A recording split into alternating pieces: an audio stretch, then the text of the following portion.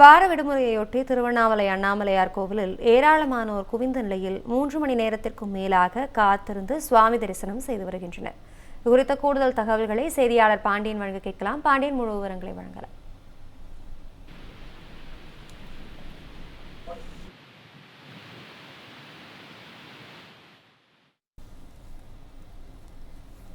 வார விடுமுறையொட்டி திருவண்ணாமலை அண்ணாமலையார் கோவிலில் ஏராளமானோர் குவிந்துள்ள நிலையில் 3 மணி நேரத்திற்கும் மேலாக சுவாமி தரிசனம் செய்வதற்காக பக்தர்கள் காத்திருக்கின்றனர். இது குறித்த முழு விவரங்களை வழங்குவதற்காக நமது செய்தியாளர் பாண்டியன் இணைந்திருக்கிறார். பாண்டியன், விவரம் என்ன?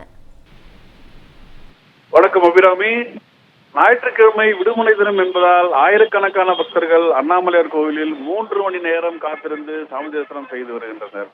குறிப்பாக வார இறுதி நாட்களான வெள்ளி, சனி மற்றும் ஞாயிற்றுக்கிழமைகளில் தமிழகத்தின் பல்வேறு மாவட்டங்களில் இருந்தும் ஆந்திரா, தெலுங்கானா, கர்நாடகா உள்ளிட்ட பல்வேறு வெளி மாநிலங்களில் இருந்து ஆயிரக்கணக்கான பக்தர்கள் திருவண்ணாமலைக்கு வருகை புரிந்து அண்ணாமலையார் கோவிலில் சாமி தரிசனம் செய்து 14 கிலோமீட்டர் கிரிவலம் மேற்கொள்வதை வாடிக்கையாக கொண்டுள்ளனர்.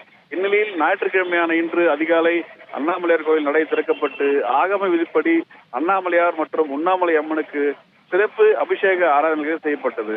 இதைத் தொடர்ந்து இன்று காலை முதலே ஆயிரக்கணக்கான பக்தர்கள் திருவண்ணாமலைக்கு வருகை புரிந்து அண்ணாமலையார் கோவிலில் ராஜகோபுரம் மற்றும் அம்மணியப்பம் கோபுரம் வழியாக உள்ளே சென்று அண்ணாமலையார் மற்றும் உண்ணாமலை அம்மனை தரிசனம் செய்து திருமஞ்சன கோபுரம் வழியே பக்தர்கள் வெளியே செல்ல கோயில் நிர்வாகம் சார்பில் ஏற்பாடுகள் செய்யப்பட்டுள்ளது. அபிராமி, நன்றி பாண்டியன்.